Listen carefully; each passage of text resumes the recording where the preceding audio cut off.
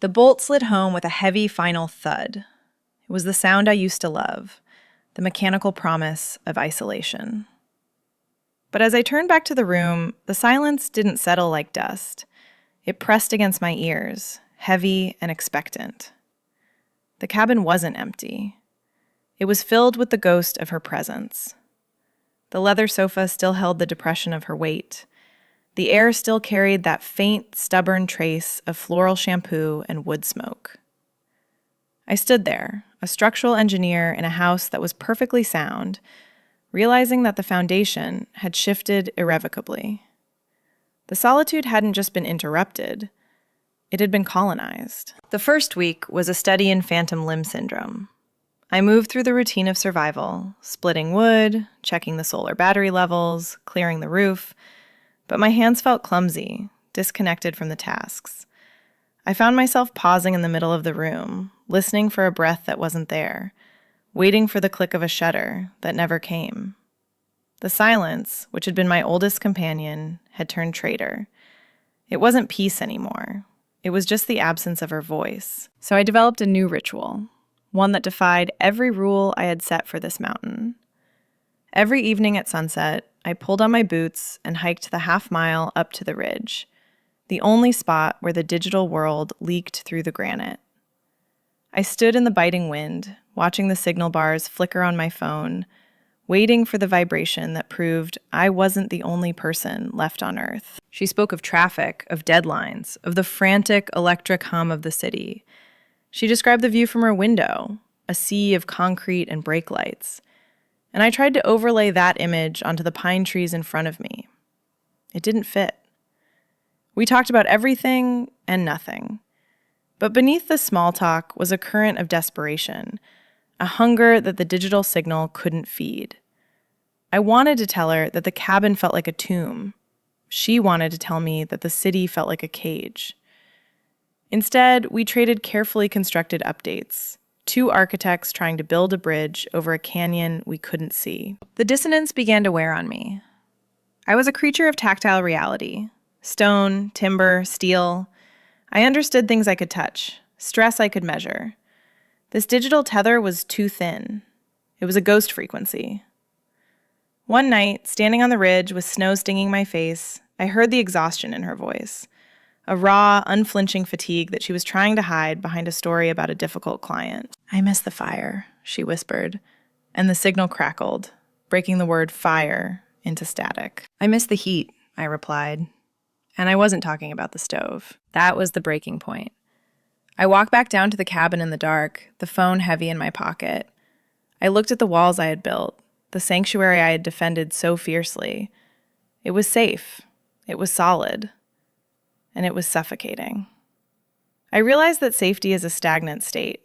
Structures are meant to protect life, not imprison it. I had spent years reinforcing my defenses, calculating the load limits of my own solitude, only to find that the math no longer worked. The variable had changed. The next morning, the invitation arrived.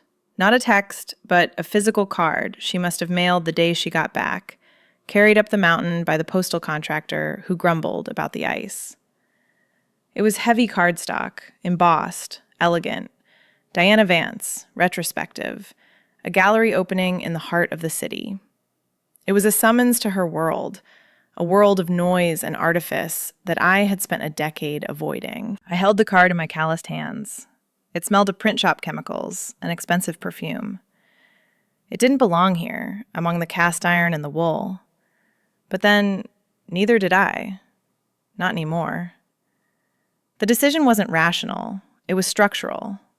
The pressure inside the cabin had exceeded the containment capacity. I couldn't stay here and wait for the signal to drift over the ridge. I had to go to the source. I packed a bag, I locked the door, but this time I didn't feel relief. I felt the terrifying, exhilarating vertigo of stepping off a ledge. Returning to the city wasn't a homecoming. It was a collision. The air down here didn't smell like ozone and pine. It smelled of exhaust, roasted coffee, and the metallic tang of the subway. My apartment, a space I had curated ruthlessly, felt suddenly hostile. It was a showroom, not a shelter. I walked across the polished concrete floors, my heels clicking a sharp staccato rhythm that echoed too loudly, and I found myself craving the creak of timber. I touched the smooth, cold surface of my kitchen island and remembered the rough, heat-soaked grain of the cabin's floorboards. I was back in the center of the world, yet I had never felt more displaced. The first week was a blur of reintegration that felt more like a rejection. Meetings, agents, the frantic orchestration of the retrospective. It was a cacophony of branding and narrative. I sat in boardrooms, nodding at the right times, sipping sparkling water that tasted like nothing, while my mind drifted back to a dark room and a cast iron stove. My colleagues, people I had respected, suddenly seemed thin. They panicked over lighting rigs and guest lists. I had watched a woman secure a roof against a blizzard with a calm that made these crises look like tantrums.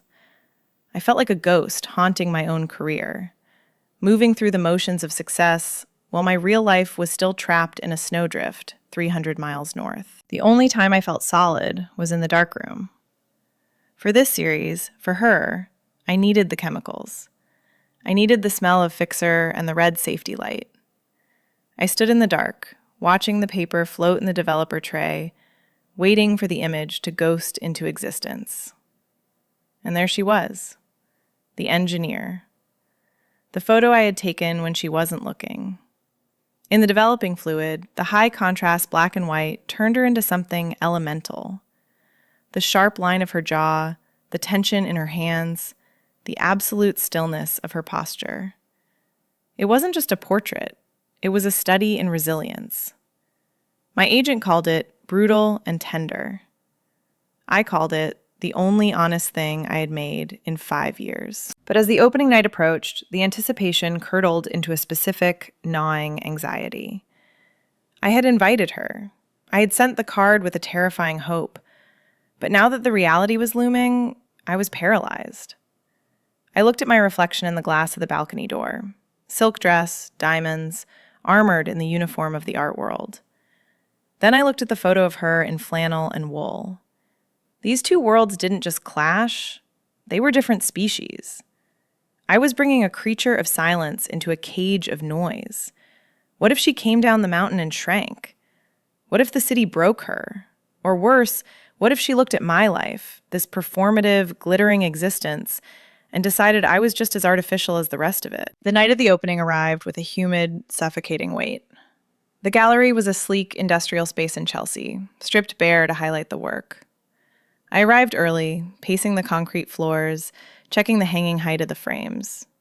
The air conditioning hummed, a sterile drone that failed to mimic the wind. I adjusted the lights on her portrait, the centerpiece of the back wall. It felt like a betrayal, pinning her vulnerability up for strangers to consume with their white wine and critiques. I wanted to cover it up. I wanted to stand in front of it and snarl at anyone who came too close. Then the doors opened. The crowd flooded in, a tide of black blazers, architectural eyewear, and the overpowering scent of expensive colognes. The noise rose instantly, a wall of chatter that pressed against my temples. I put on my smile, I shook hands, I accepted compliments that felt like dry leaves. But my eyes kept darting to the entrance, scanning the sea of polished faces for something rough, something real. I was terrified she wouldn't come. And I was terrified she would. The descent from the mountain wasn't just a change in elevation. It was a change in atmospheric pressure. I drove my truck, mud-spattered, smelling of diesel and pine, down highways that grew progressively more choked, the open expanse of the pass narrowing into the concrete arteries of the city. The silence I had cultivated for years was stripped away, layer by mile, replaced by a low-frequency hum that vibrated in the steering column. By the time I hit the city limits, the air felt recycled, heavy with exhaust and millions of exhaled breaths. I felt dense, a solid object moving through a medium that was too thin to support my weight. I parked 3 blocks away, in a garage that smelled of oil and damp concrete, and walked to the gallery. It was a converted warehouse, a masterclass in industrial chic, exposed brick, poured floors, and a wall of glass that displayed the interior like a vivarium. From the street, I could see the swarm. The bodies inside were moving in complex, fluid patterns, holding flutes of champagne like props. I paused at the door. My hand, usually steady enough to weld a seam in a gale, hesitated on the cold steel handle. I checked my reflection in the glass. The black suit I'd pulled from the back of the closet fit, but the person inside it felt fraudulent. I was a structural anomaly here. I was load-bearing timber in a room made of spun sugar. I pushed inside. The sensory assault was immediate. The air was warm, perfumed with a dozen competing scents. Sandalwood, rose, the dry musk of expensive wool, layered over the sharp chemical tang of fresh paint. The noise was a physical wall, a roar of overlapping conversations that bounced off the hard surfaces, amplifying into a chaotic static. I moved to the edge of the room, finding a pillar to anchor myself. I watched the social architecture at work. It was a fragile system, built on tension and pretense.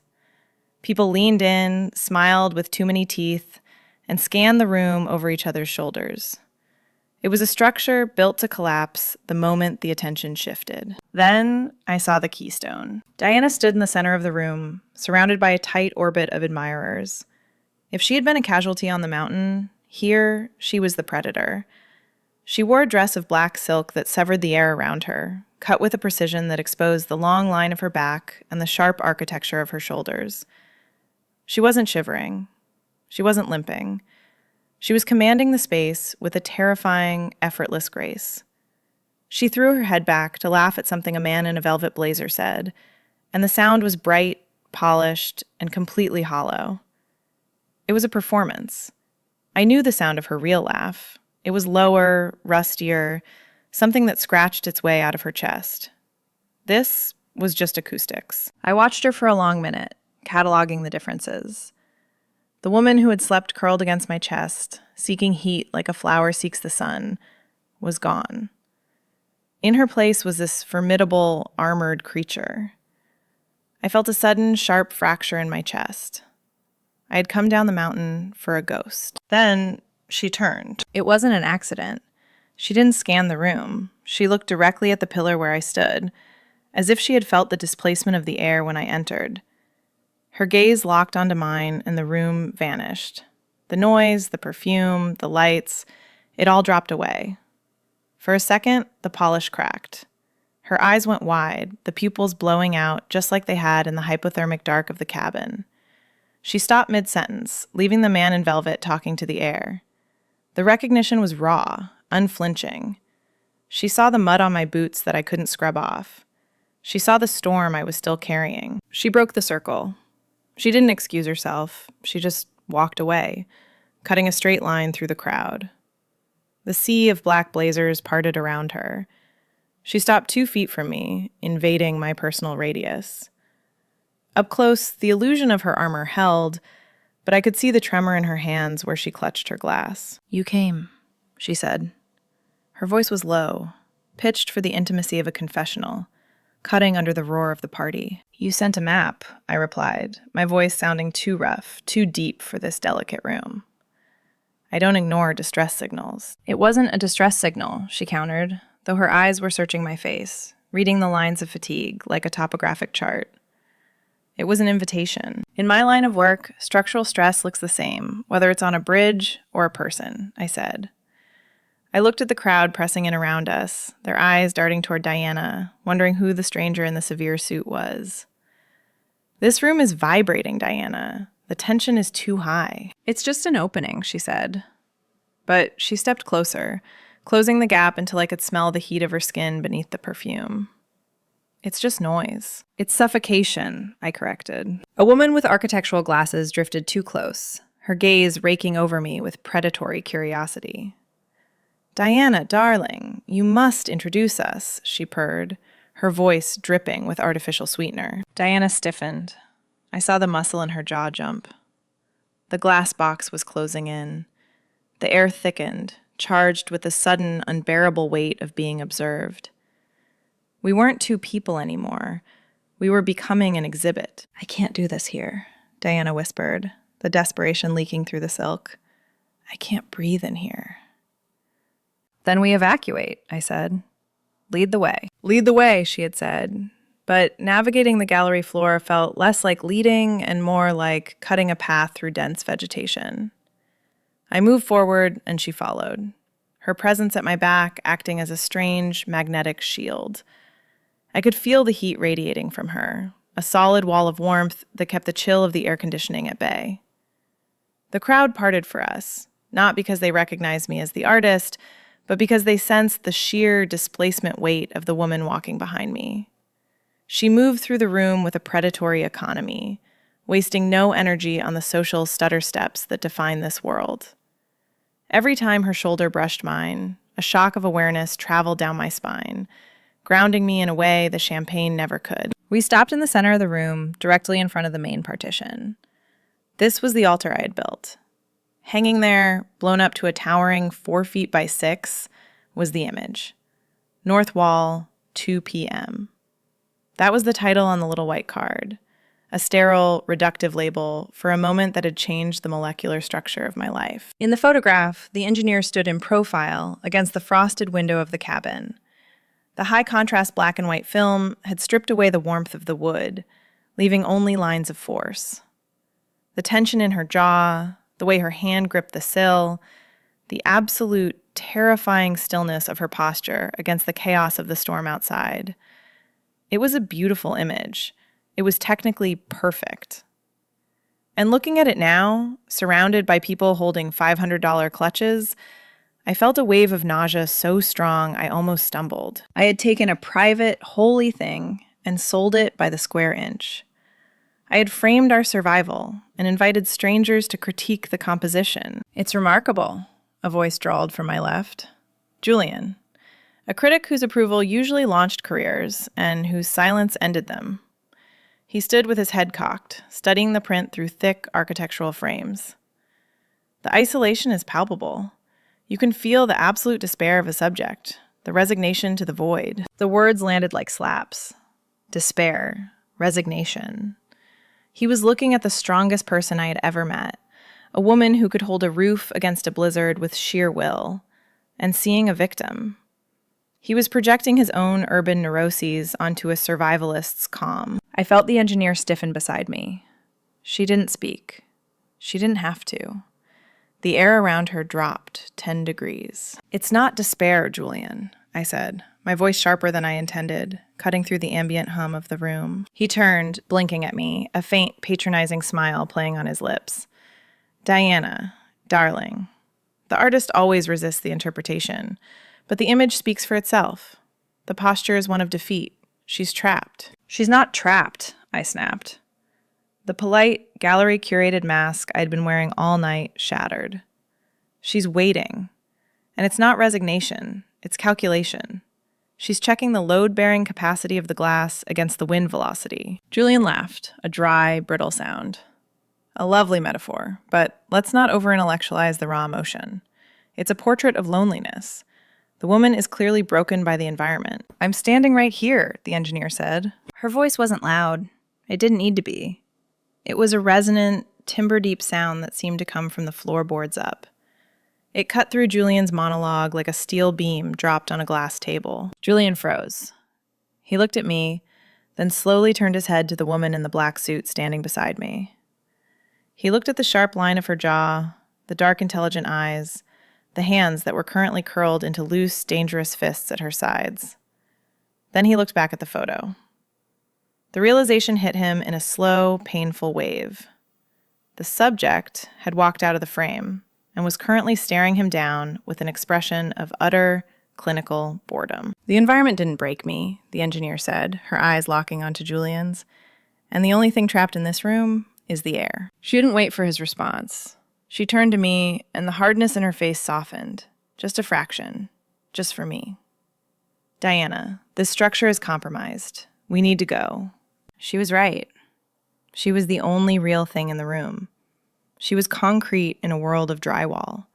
The contrast was blinding. I looked at the photo, then at her, the flesh and blood reality that was infinitely more complex, more terrifying, and more beautiful than the art. I didn't want the applause anymore. I didn't want the critique. I just wanted the subject. Elevator, I whispered, grabbing her hand. The shock of skin-on-skin contact was electric, a lifeline in the suffocating noise. Now! I pulled her away from the exhibit, away from Julian, who was still stammering an apology to the air. We moved through the crowd with a new urgency. I wasn't navigating the room anymore. I was escaping it. I dragged her toward the heavy freight elevator in the back corner, my heart hammering a frantic rhythm against my ribs. I needed to get her out of the box before she realized that I was the one who had put her in it. The doors slid open with a heavy industrial groan, and we stepped inside, leaving the noise, the lights, and the art behind as the metal gates crashed shut. The heavy iron gate of the freight elevator rattled shut, sealing us inside a cage of industrial mesh and scarred metal. The ascent was slow, a mechanical grinding that vibrated through the soles of my boots, shaking off the residual static of the gallery below. We didn't speak. The air in the car was thick with the scent of hydraulic grease and a lingering, expensive perfume that clung to Diana's skin. She leaned her head back against the metal wall, her eyes closed, the tension in her neck visible even in the dim, flickering light of the service bulb. She looked like a diver coming up for air, stripping away the pressure of the deep sea she had just been swimming in. When the doors finally groaned open, the wind hit us instantly. It wasn't the clean, biting gale of the mountain that smelled of ozone and snow. This wind was heavy, turbulent, carrying the heat of 1,000,000 HVAC units, the exhaust of the traffic 10 stories down, and the metallic taste of rain on hot asphalt. It was a dirty, industrial draft, but it was real. It was weather. We stepped out onto the tar-papered roof, the door slamming shut behind us, cutting off the last muffled thrum of the party. Diana walked to the edge, her heels sinking slightly into the soft tar. She gripped the rough concrete of the parapet, looking out at the city. The skyline was a chaotic circuit board of light. Grids of office windows, red aviation blinkers, the white rivers of headlights flowing through the canyons of the avenues. It was a landscape of pure structure, of load-bearing steel and tension cables. But in that moment, it felt wilder than the forest. I thought I was going to suffocate down there, she said, her voice snatched away by the wind. She didn't turn around. I felt like I was being dismantled, piece by piece. You held the line, I said, moving up behind her. I stopped a foot away, entering her radius. But the structural integrity was failing. She turned then, her back to the city, the wind whipping strands of hair across her face. The polite, curated expression she had worn in the gallery was gone. In the sodium glare of the streetlights reflecting off the clouds, she looked fierce and exhausted. She looked like the woman I had found in the snow, only now she was wrapped in silk instead of wool. You're here, she whispered, as if confirming a data point. You're actually here, in the noise. I told you, I said, stepping closer until the toes of my boots touched the tips of her heels. I don't leave things unfinished. The distance collapsed. It wasn't a tentative closing of the gap. It was a collision. She reached out, her hands gripping the lapels of my jacket, pulling me down as I stepped in. My hands found her waist, sliding over the cool, slippery texture of the silk. The fabric was alien to me, a delicate, treacherous material that belonged to a world I didn't understand. But the body underneath was undeniable. It was the same heat, the same solid, shivering reality I had held in the dark of the cabin. I pressed her back against the concrete parapet. The city roared below us, sirens, horns, the constant grinding machinery of millions of lives. But it became nothing more than white noise, a backdrop to the sudden, sharp intake of her breath. When I kissed her, it wasn't gentle. It was a reclaiming. It was a way of stripping away the gallery, the critics, the artist persona, and finding the woman who had survived the storm. She tasted of champagne and adrenaline.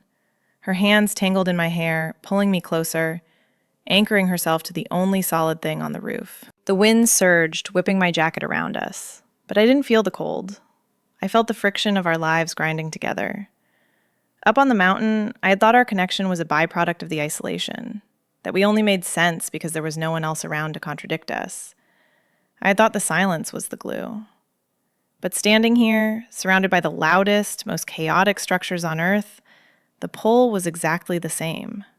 The geometry held. "This works," I murmured against her skin, my hand moving to the nape of her neck, feeling the rapid, frantic pulse there. "We work, even in the noise." "The cabin wasn't the container," she breathed, her forehead resting against mine, her eyes wide and dark in the shadow.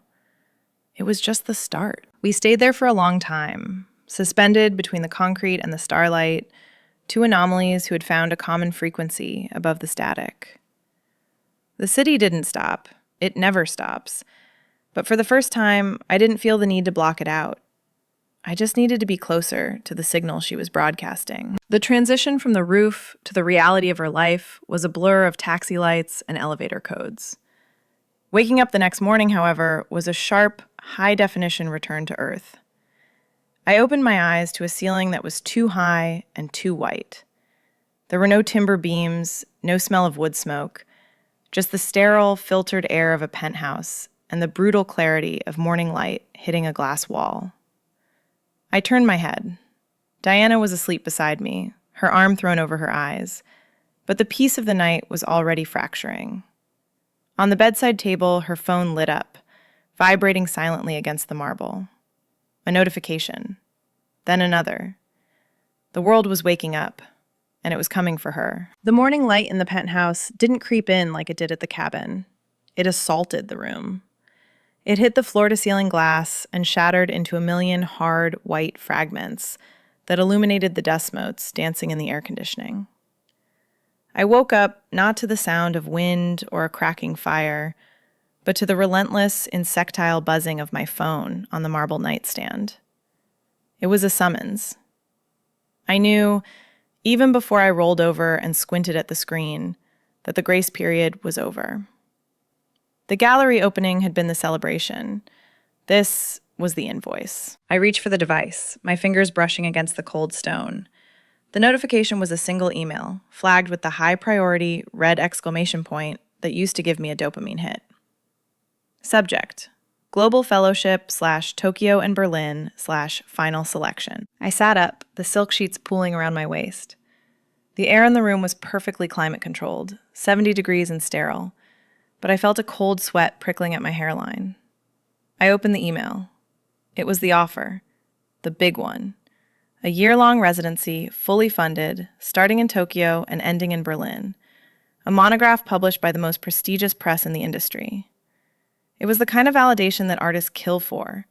It was the pinnacle of the structure I'd spent a decade building, the final steel beam on the skyscraper of my career. My first instinct, the one hardwired into my nervous system by years of climbing, was a surge of pure, uncut ambition. Yes. The word formed in my mouth, tasting of victory. I could already see the studio in Shinjuku, the light hitting the concrete, the texture of the paper. Then I looked to my left. The engineer was still asleep, her dark hair fanned out against the white pillowcase like spilled ink. She slept with the same intensity she lived with, still, deep, recharging for the next load-bearing crisis. One arm was thrown over the duvet, her hand relaxed, the calluses on her palm visible even in the soft morning light. Those hands had pulled me out of a snowdrift. They had rebuilt the foundation of my sanity in 3 days. The yes died in my throat. The realization hit me with the force of a physical blow. The architecture of this assignment didn't have room for her. It was a solo mission. It was designed for the Diana who lived in glass boxes and measured her worth in column inches. It wasn't designed for the Diana who needed the silence of a wooden cabin and the weight of this woman's arm across her ribs. I felt a sudden, terrifying bifurcation. The power couple narrative was trying to reassert itself. I could hear the ghost of my ex-fiancé, the voice of the industry, whispering the strategy. Maximize the potential. Optimize the trajectory. Relationships are assets or liabilities. Adjust accordingly. If I took this, I was choosing the noise. I was choosing the constant, high-frequency vibration of success, and I would be leaving the silence behind. The engineer stirred. She didn't wake up slowly. She just transitioned from sleep to awareness in a single breath. Her eyes opened, dark and clear, instantly scanning the room before landing on me. She saw the phone in my hand. She saw the way I was gripping it like a weapon. "Casualty or crisis?" she asked, her voice rough with sleep. "Opportunity," I whispered. I turned the screen toward her. "The Tokyo residency. They want me. For a year." She didn't flinch. She didn't offer the performative congratulations my city friends would have screamed. She sat up, the sheet falling away, and took the phone. She read the email with the same clinical precision she used to inspect a support beam. She was checking the specs. She was looking for the stress points. "It's what you built your life for," she said, handing the phone back. It wasn't a question. It was a statement of fact. "It is," I admitted. "But the blueprints have changed." "Have they?" She looked at me, her gaze unflinching. "Or did you just find a different room to hide in for a weekend?" The question stung because it was fair. Was the cabin just a vacation from my ambition? Was she just a holiday romance with better lighting? I looked at her, at the solid reality of her shoulders, and I knew the answer was no. But I also knew I couldn't reject the offer in this room.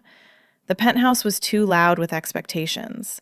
The white walls were already drafting my acceptance letter. "I can't think here," I said, swinging my legs out of bed. My feet hit the cold floor.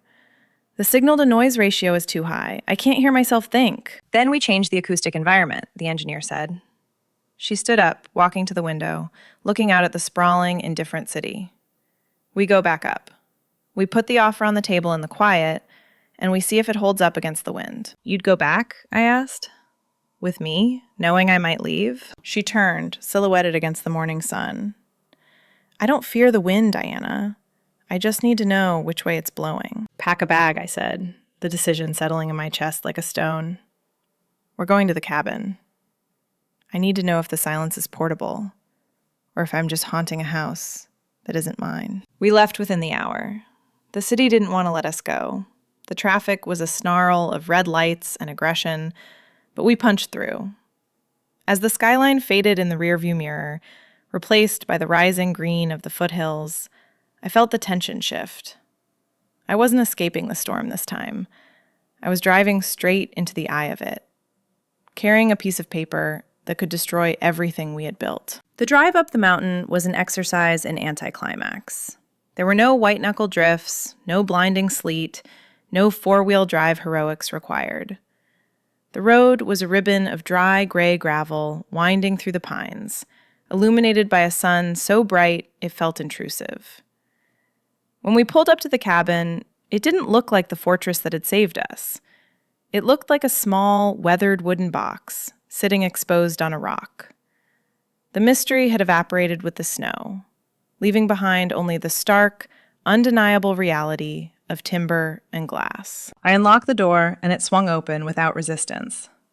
The air inside was stale, smelling of trapped heat and the dry dust of disuse. It was the smell of a museum, not a home. I watched Diana step over the threshold.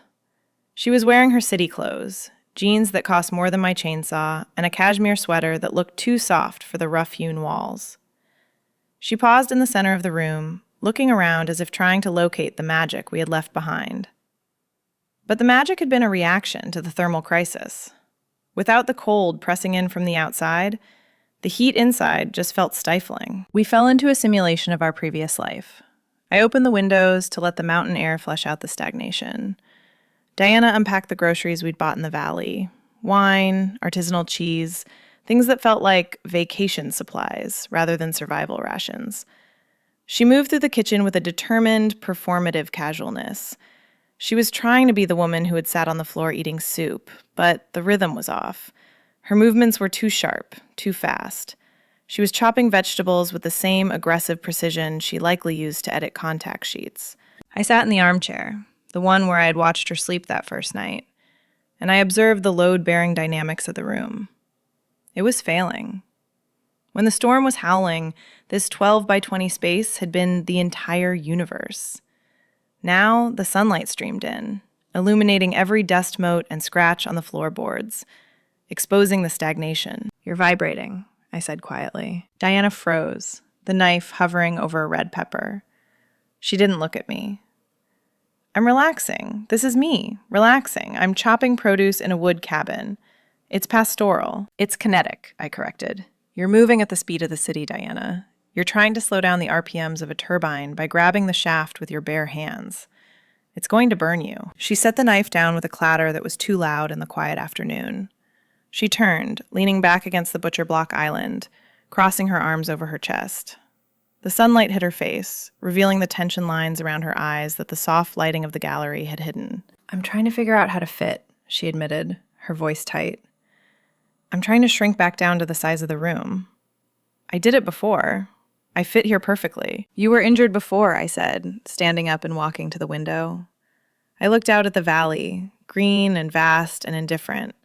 "You were in shock. You needed a splint. You don't put a cast on a limb that's already healed, Diana.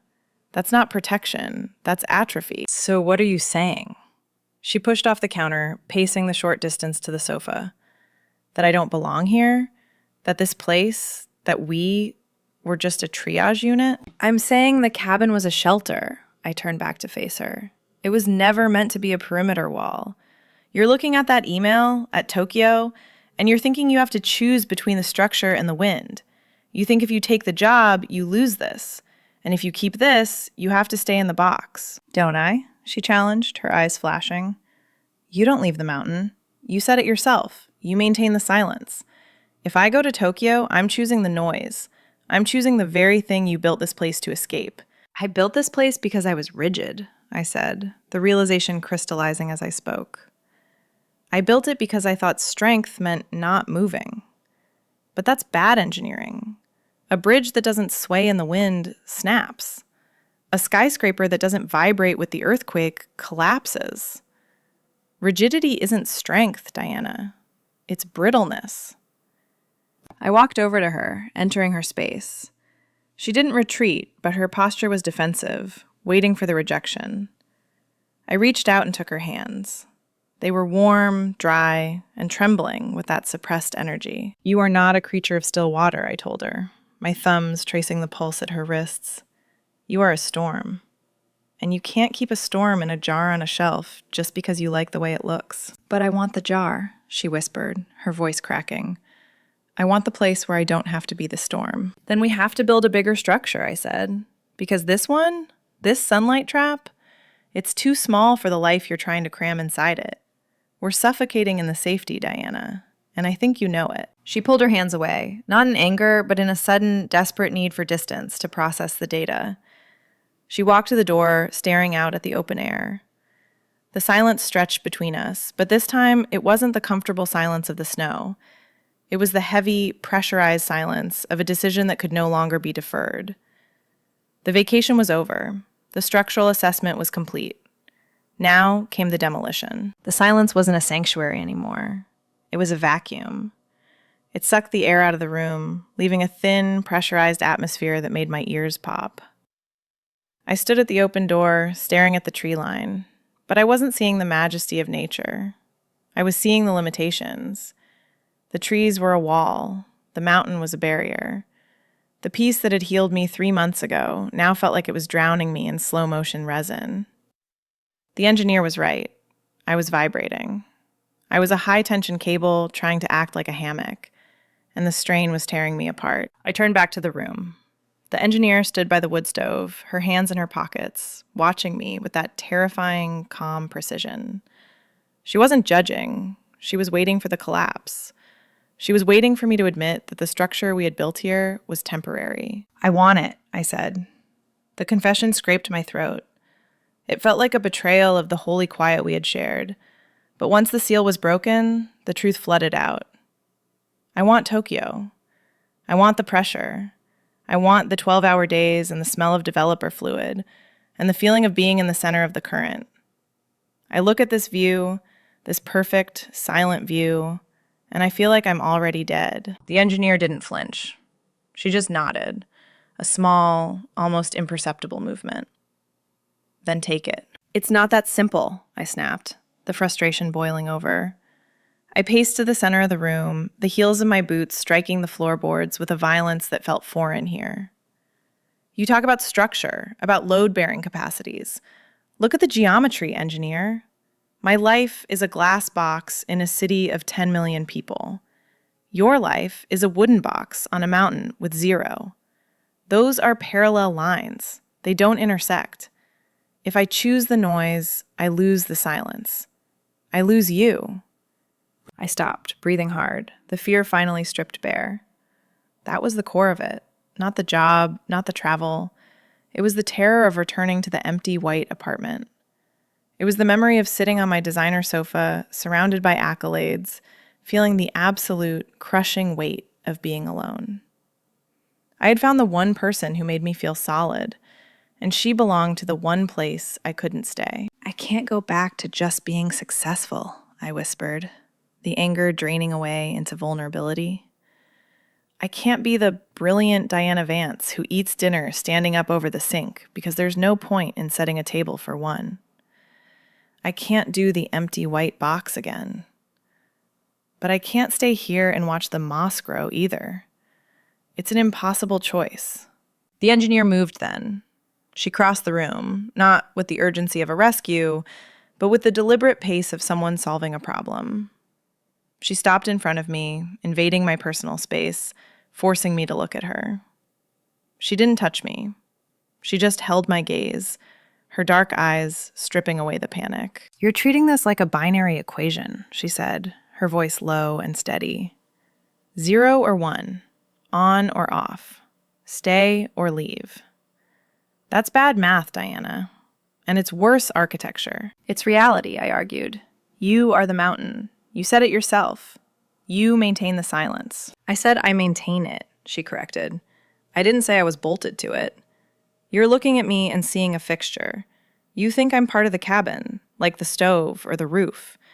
You think if you leave the building, you leave me. She reached out, taking my face in her hands. Her palms were rough, warm, and undeniably real. I'm not the cabin, Diana. The cabin was just the container where we met. It was the triage tent. You don't live in the emergency room after the bones knit. The realization hit me with the force of a physical impact. I had been conflating the woman with the setting. I had convinced myself that her strength was derived from the granite and the timber, that her love was a localized phenomenon that would evaporate at sea level. I had trapped us both in a romanticized prison of my own making, believing that we could only exist in the eye of the storm. The cabin was never enough, she said, her thumbs brushing my cheekbones. It was perfect for the storm. It was perfect for the healing. But for a life? For us?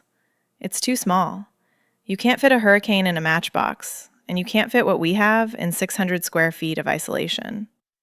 We outgrew this room the minute the snow melted. I looked at her. Really looked at her, stripping away the context of the mountain. I saw the intelligence, the adaptability, the fierce protective instinct that didn't care about geography. I saw a woman who understood how to build things that lasted, regardless of the soil conditions. You're saying the silence is portable, I breathed. I'm saying I'm not afraid of the noise, she replied. I'm an engineer. I don't run from stress. I manage it. If your structure is in Tokyo, then we reinforce the foundation in Tokyo. We don't abandon the project just because the location changes. The binary shattered. The paralyzing either-or that had been choking me dissolved. I didn't have to choose between my ambition and my heart. I didn't have to be a casualty of my own success. The walls of the cabin seemed to fall away. The sunlight no longer a trap, but a spotlight. The world suddenly felt massive, terrifyingly open, and for the first time since the storm, entirely possible. I wasn't leaving her behind. We were just moving the site of operations. I had spent a decade convinced that my stability depended on the bedrock beneath this floor. I believed that if I left the silence, I would fracture. But watching Diana navigate the crisis of her own ambition, I saw the flaw in my design. I had confused isolation with strength. I don't need to hide here, I said, the realization settling like a heavy beam into place. Tokyo has earthquakes. They need engineers who understand how to build things that move without breaking. It wasn't a surrender of my identity. It was an expansion of it. I wasn't leaving the mountain to be a tourist in her world, carrying her bags and waiting in hotel lobbies. I was going to be the steel core in her concrete. I would consult. I would work. I would be the damper that kept the skyscraper from swaying too far in the wind. Diana looked up from her phone, the sent email glowing on the screen like a beacon. The fear that had defined her return, the terror of the empty white box, was gone.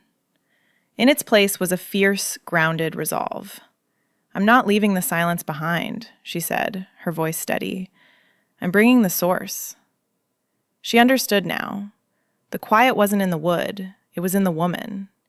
We weren't choosing between her career and our connection. We were integrating them. We spent the afternoon mapping the logistics, drawing a new blueprint on the back of the gallery invitation. Tokyo for the residency, Berlin for the exhibition, the cabin for the recharge.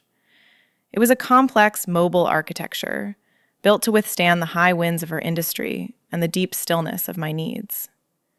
We defined the parameters. We would not go more than 2 weeks without being in the same room. We would not let the noise of the world drown out the frequency we had found in the snow. We packed with a deliberate, synchronized rhythm. This wasn't the frantic erasure of our first morning, scrubbing the cabin of evidence. This was a securing of the perimeter. We covered the furniture with dust sheets, turning the room into a sleeping giant. We drained the pipes to prevent freezing.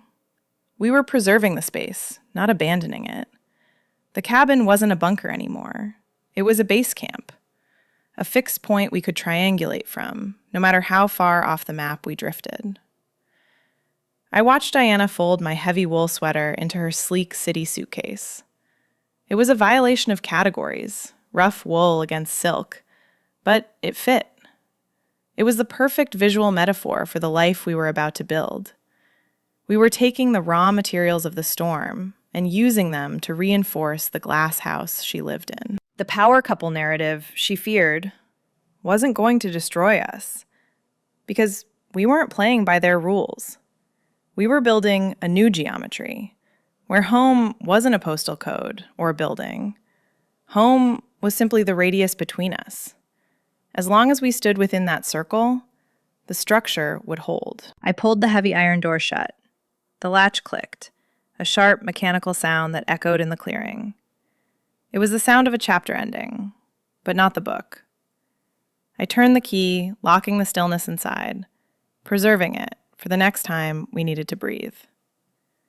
I turned around. Diana was waiting by the truck, the engine idling, looking at me with that same unflinching intensity she had in the blizzard. The world down there is loud, chaotic, and structurally unsound. But as I walked toward her, leaving the safety of the ridge for the uncertainty of the horizon, I wasn't afraid of the collapse. We were the foundation now. If you want to follow us into the noise to see what we build next, subscribe for more stories.